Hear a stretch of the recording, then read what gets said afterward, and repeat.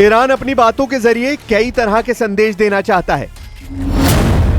पहला ये कि वो किसी दबाव में नहीं आने वाला। दूसरा ये कि ईरान के सुप्रीम लीडर नहीं झुकने वाले। तीसरा ये कि ईरान अपने परमाणु कार्यक्रम पर आगे बढ़ता रहेगा।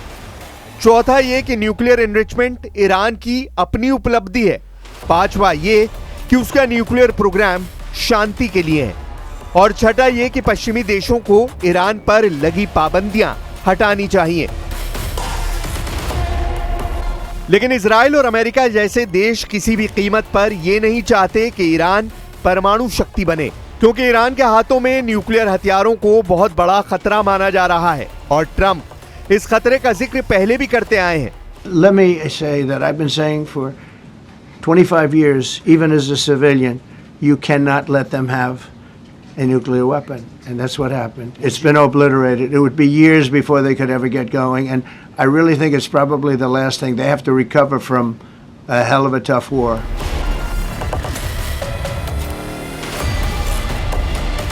दुनिया 13 जून 2025 का वो दिन नहीं भूल सकती जब इजराइल की तरफ से ईरान पर हमला किया गया था। ईरान के न्यूक्लियर ठिकानों और खामनेई के खासम खास वैज्ञानिकों को टारगेट करके इजराइल ने ईरान पर ये हमले किए थे। उस वक्त इजराइल ने ईरान के कई सैन्य कमांडरों और न्यूक्लियर वैज्ञानिकों को ढेर करने का दावा किया था।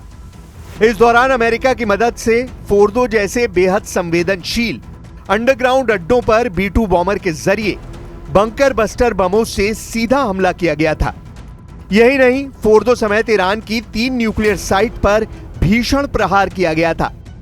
उस वक्त अमेरिकी राष्ट्रपति की तरफ से कहा गया कि ईरान अपने न्यूक्लियर अभियान में कई साल पीछे चला गया है। I believe it was total obliteration. I believe they didn't have a chance to get anything out because we acted fast. If it would have taken 2 weeks maybe, but it's very hard to remove that kind of material. Very hard and very dangerous for them to remove it. Plus they knew we were coming, and if they know we're coming, they're not going to be down there.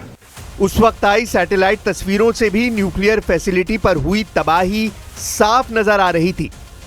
लेकिन Iran की तरफ से यह दावा किया गया था कि उसके न्यूक्लियर प्रोग्राम को नाम मात्र का नुकसान हुआ है और जल्द ही वो दोबारा अपना न्यूक्लियर प्रोग्राम शुरू करेगा। कुछ इसी तरह का मैसेज इस बार ईरान के विदेश मंत्री की तरफ से दिया जा रहा है। लेकिन एक बात यह भी है कि ईरान अब तक जो सच कबूल नहीं कर रहा था, उस तबाही का भी सच अब्बास अराक्ची ने कबूल कर लिया है, और वो ये कि अमेरिका ने जहां जहां हमले किए वहां ईरान को जबरदस्त नुकसान पहुंचा है। خسارات البته باید بگم زیاده و جدی هم هست، ولی این که بازرسین بیان دقیقاً مطلع بشن این تصمیمی هست که باید گرفته بشه. ईरान के खिलाफ जिस जंग में अमेरिका कूदा है, उस जंग को इजराइल की तरफ से शुरू किया गया है, और अब जब एक बार फिर एक नई जंग को हवा मिल रही है, तब ईरान की तरफ से आई खबर ने दुनिया में साइबर सनसनी फैला दी है, क्योंकि ये खबर उन्हीं 12 दिनों की जंग से जुड़ी है जिन 12 दिनों में इजराइल और अमेरिका ने ईरान के ऊपर हमले किए थे। इस नई खबर के मुताबिक ईरान और इजराइल के बीच 12 दिन की जंग ने एक नया मोर्चा खोला गया, और ये मोर्चा था साइबर वॉर का। ईरान की सूचना और संचार प्रौद्योगिकी मंत्रालय के मुताबिक इन 12 दिनों में देश पर 20,000 से ज्यादा साइबर हमले हुए, और ये हमले बाहर से किए जा रहे थे। इन साइबर हमलों में पेट्रोल पंप, अस्पताल, पेमेंट सिस्टम और खुदरा बाजार को टारगेट किया गया, यानी ईरान के आम लोगों की जिंदगी की रीढ़ पर हमला किया गया। ईरान के मंत्री सत्तार हाशमी ने संसद में जानकारी देते हुए कहा, हमने ऐसी जटिल साइबर जंग पहले कभी नहीं देखी। पहली ही रात में एक विशेष टास्क फोर्स बनाई गई ताकि देश की डिजिटल नब्ज पर नजर रखी जा सके। लेकिन इसका सबसे गहरा असर पड़ा डिजिटल इकोनॉमी पर।